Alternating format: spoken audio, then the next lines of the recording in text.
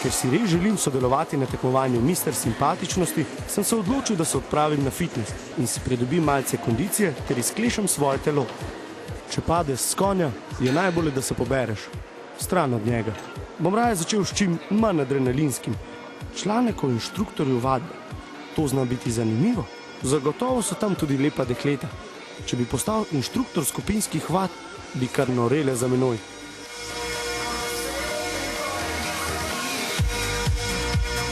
Postati inštruktor Les Newsovih vadb zadeva je, bom rekel, dosti preprosta, zanimiva, po drugi strani pa spet ni preveč enostavna.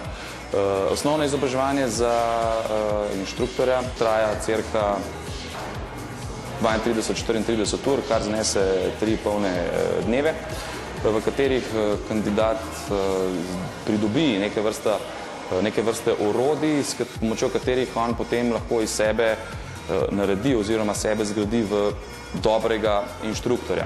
Samo osnovno izobraževanje ne traja dejansko samo 3 dni, ampak je potrebno 3 mesece po osnovnem izobraževanju predložiti še videoposnetek cele vadbene ure, za katero kandidat pač opravlja izobraževanje, na podlagi katere se potem dejansko lahko izstavi certifikat oziroma licenca inštruktorja. 3 dni izobraževanja, to bi šlo. V 3 mesecih bi pa zmogel posneti tudi enourni program vadbe. Kje je torej trik, da inštruktor ne postane vsak?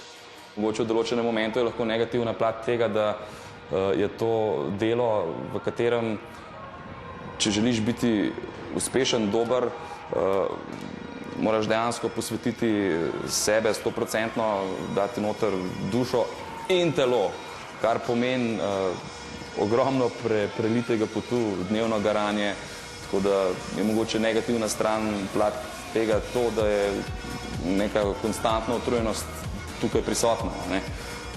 Vse ostalo so pa pozitivne zadeve, že ne vem, zadovoljstvo vadečih, njihovi nasmehi, opazovanje rezultatov na vadečih, samo zavedanje tega, da narediš nekaj dobrega za ljudstvo, ki se rekreira, je en velik plus. Aha, zdaj mi je jasno, da je treba tudi po končanem izobraževanju trdo delati, da ostaneš v dobri formi.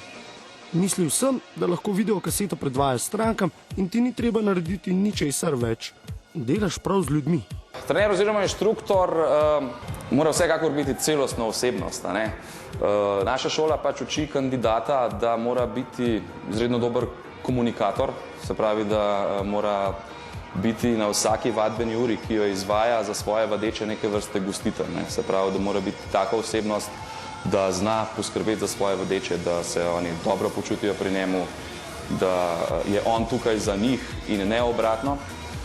Jasno, mora biti, bom rekel, dober v nastopu, se pravi, da v tem elementu pridejo na plan njegove lastnosti v smislu zabavljača, ne vem, dobrega motivatorja,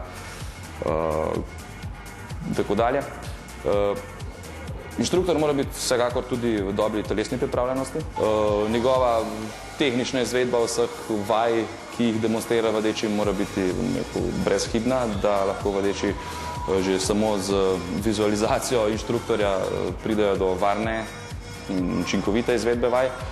In nenazadnje mora biti zelo podkovan na področju podajanja napotkov, s katerimi vadeče usmerja v pravilen način, varen način treninga.